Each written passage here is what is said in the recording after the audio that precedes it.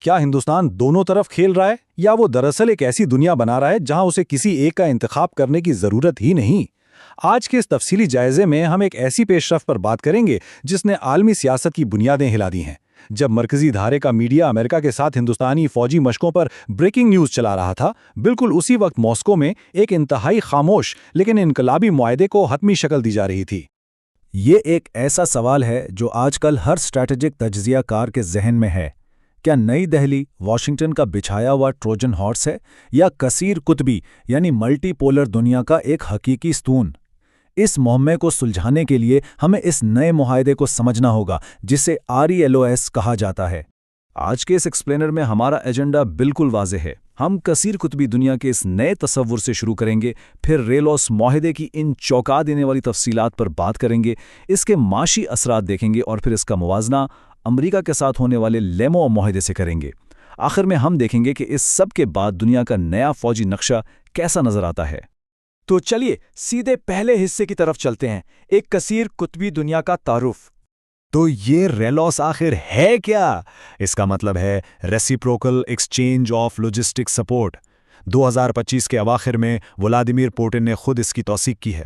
اور سب سے اہم بات، یہ کوئی عارضی بندوبست نہیں ہے، یہ ایک ایسا قانونی معاہدہ ہے جو روس اور ہندوستان دونوں کو ایک دوسرے کے انتہائی سینسٹیو اور اسٹریٹجک فوجی اڈوں تک مستقل رسائی دیتا ہے۔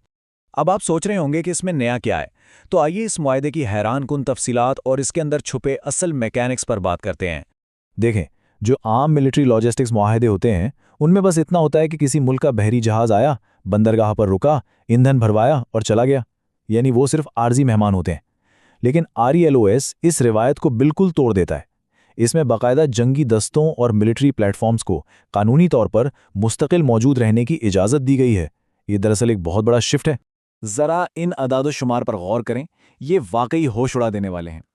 اس معاہدے کے تحت دونوں ممالک میں سے ہر ایک بے وقت 3000 فوجی اہلکار، 5 بڑے جنگی جہاز اور 10 لڑاکا طیارے دوسرے کی سرزمین پر تعینات کر سکتا ہے، اور یہ سب بالکل قانونی ہے۔ مطلب یہ صرف کاغذوں کی حد تک نہیں بلکہ زمین پر ایک بہت بڑی فوجی موجودگی کی بات ہو رہی ہے۔ اور اس کا جغرافیائی پہلو وہ تو اس سے بھی زیادہ دلچسپ ہے۔ اس ڈیل کی بدولت روس کو اب انڈمان اور نکوبار جزائر میں ایک مضبوط قدم جمانے کا موقع مل گیا ہے۔ یہ جزائر آبنائے ملاقہ کے بالکل دہانے پر واقع ہیں۔ آپ کو معلوم ہی ہوگا کہ چین کی تیل کی 80% درآمدات اسی راستے سے گزرتی ہیں، یعنی روس نے سیدھا ایشیا کے سب سے اہم چوکو پوائنٹ پر اپنی موجودگی درج کروا دی ہے۔ لیکن رکیے، ہندوستان کو اس سب میں کیا ملا؟ بھارت نے اس کے بدلے میں شمالی سمندری راستے یعنی آرکٹک روٹ پر اپنی جگہ محفوظ کر لی ہے۔ اب ہندوستان کو مرمانسک اور ولادیووسٹاک جیسی انتہائی اہم روسی بندرگاہوں تک رسائی مل گئی ہے۔ اس کا سیدھا سا مطلب یہ ہے کہ ایشیا سے یورپ تک شپنگ کے وقت میں 30 سے 40% تک کمی آئے گی۔ یہ آنے والے کئی اشروں کے لیے عالمی تجارت کا نقشہ بدل دے گا۔ ٹھیک ہے، اب ذرا بات کرتے ہیں اس کے اقتصادی اور تجارتی اثرات کی، کیونکہ یہ معاہدہ صرف میزائلوں اور فوجیوں کے بارے میں نہیں ہے۔ اس چارٹ پر ایک نظر ڈالیں۔ آج بھی ہندوستان کے فوجی ساز و سامان کا تقریباً 65 سے 70% حصہ، جس میں S-400 سسٹمز اور Su-30 MKI لڑاکا طیارے شامل ہیں، وہ براہ راست روس سے آتا ہے۔ ریلوس اس بات کو یقینی بناتا ہے کہ مغربی سپلائی چین میں اگر کوئی رکاوٹ آتی بھی ہے تو یہ تمام ہارڈ ویئر پوری طرح آپریشنل رہے، اور ہاں، اس سے لاجسٹک اخراجات میں بھی سیدھا 20 سے 25% تک کی بچت ہوتی ہے۔ اس کا سب سے بڑا معاشی ماسٹر سٹروک کیا ہے؟ وہ ہے مغربی مالیاتی پابندیوں کو مکمل طور پر بائی پاس کرنا۔ یہ معاہدہ ڈالر یا یورو پر انحصار نہیں کرتا، یہ ایک باقاعدہ بارٹر سسٹم کے تحت چلتا ہے جہاں لاگت کی ادائیگی براہ راست اشیاء اور خدمات کے تبادلے سے ہوتی ہے، یعنی پابندیوں کا خطرہ تقریباً صفر ہو جاتا ہے۔ اور پھر باری آتی ہے تجارتی راستوں کے تحفظ کی۔ ریلوس دراصل international north south transport corridor, جسے ہم INST کہتے ہیں، اس کو ایک فزیکل انفورسمنٹ لیئر فراہم کرتا ہے۔ مطلب یہ کہ اب روسی اور ہندوستانی جنگی جہاز مل کر نہر سویز کو بائی پاس کرنے والے ان نئے تجارتی راستوں کی حفاظت کر سکتے ہیں، جس سے کسی بھی بیرونی طاقت کا مداخلت کرنا ناممکن ہو گیا ہے۔ اب چلتے ہیں چوتھے حصے کی طرف، جہاں ہم اس کا موازنہ کریں گے ہندوستان کے امریکہ کے ساتھ کیے گئے معاہدے سے۔ RLOUS مقابلہ LEMOA۔ جب ہم ان دونوں معاہدوں کو آمنے سامنے رکھتے ہیں تو فرق بالکل واضح ہو جاتا ہے۔ امریکہ کے ساتھ LEMOA معاہدہ صرف بنیادی بندرگاہ تک رسائی کی اجازت دیتا ہے، जबकि रूस के साथ RELOS जंगी दस्तों और तैयारों की मुस्तकिल तैनाती की इजाज़त देता है। हैरत अंगेज बात यह कि भारत ने वॉशिंगटन को कभी वो रसाई नहीं दी जो उसने मॉस्को को खुशी से दे दी है। सफारती हलके इस बारे में क्या कहते हैं? साबिक हिंदुस्तानी सफारतकारों का मानना है कि रूस के साथ ताल्लुकात एक देरीना और गहरी दोस्ती का नतीजा है, लेकिन उनका ये भी कहना है कि ये कोई जीरो सम गेम नहीं है।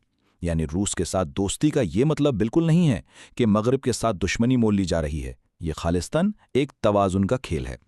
और जब बात आती है टेक्नोलॉजी की मुंतकिली की, तो दोनों बड़ी ताकतों का रवैया बिल्कुल मुख्तलिफ है। मगरबी ममालिक अक्सर टेक्नोलॉजी देने से पहले सख्त शराइत लगाते हैं, लेक्चर देते हैं और पाबंदियों की धमकी भी साथ होती है। दूसरी तरफ रूस है, जिसने बगैर किसी शर्त के Su-57E स्टेल्थ फाइटर जैसे अपने जदीद तरीन प्लेटफॉर्म्स और मुकम्मल टेक्नोलॉजी भारत को पेश कर दी है। और ये सिर्फ हवाई बातें नहीं हैं। अगर आप ज़मीनी हक़ाइक़ देखें तो ब्रह्मोस मिसाइल, जो कि एक 80% हिंदुस्तानी वेंचर है, आज आलमी सतह पर बरामद हो रहा है। इसके अलावा AK-203 राइफल्स के फैक्ट्रियां 100% मकामी पैदावार के साथ भारत में चल रही हैं। यानी रूसी टेक्नोलॉजी का ताउन एक जीती जागती हकीकत है। तो इस सारी बहस को अगर हम समेटें तो हम किस नतीजे पर पहुंचते हैं? आइए आखिरी हिस्से में इस नई आलमी फौजी हकीकत का जायजा लेते हैं। सबसे पहली बात जो वाज़ेह होती है वो ये है कि भारत किसी सुपर पावर का ट्रोजन हॉर्स नहीं है। इस साख्ती और ज़मीनी सबूत ने ये साबित कर दिया है कि हिंदुस्तान किसी एक आका की खिदमत नहीं करता, बल्कि वो अपने वसीतर मफादात को बड़ी महारत से आगे बढ़ा रहा है। अब ज़रा इस टाइमलाइन पर गौर करें। फरवरी 2025 में रेलोस पर दस्तखत होते हैं और इसी साल के आखिर में रूसी कानून में इसकी तौसीक हो जाती है। और ये सब ऐन उस वक्त हुआ जब अमेरिका खित्ते में पाकिस्तान की तरफ थोड़ा सा झुकाव दिखा रहा था। ये टाइमिंग कोई इत्तेफाक नहीं थी, ये दरअसल एक इंतहाई वाज़ेह सिफारती पैगाम था कि भारत के पास बेहतरीन मुतबादल ऑप्शंस हमेशा मौजूद हैं। जैसा कि तज्ज़ियाकार कहते हैं, दुनिया में यकतरफा अहकामात का दौर अब बाकायदा ख़त्म हो चुका है। हिंदुस्तान ने खुद को इतना कीमती बना लिया है कि अब अमरीकी और रूसी दोनों बहरी बेड़ों को उनके ताउन की ज़रूरत पड़ती है। एक कसीर कुतबी या मल्टीपोलर दुनिया अब किताबों में लिखा कोई नज़रिया नहीं रहा, बल्कि ये एक जिंदा फौजी हकीकत बन चुका है। तो आखिर में एक बहुत ही अहम सवाल जो मैं आप सबके सोचने के लिए छोड़ना चाहूँगा, क्या इस तरह खुद को दोनों के लिए नागुज़ीर बना लेना खुद मुख्तारी का एक मास्टर स्ट्रोक है, या फिर ये एक इंतहाई ख़तरनाक खेल है जो बिल आखिर भारत को किसी एक मुश्किल इंतखाब पर मजबूर कर देगा? आपका इस बारे में क्या ख्याल है?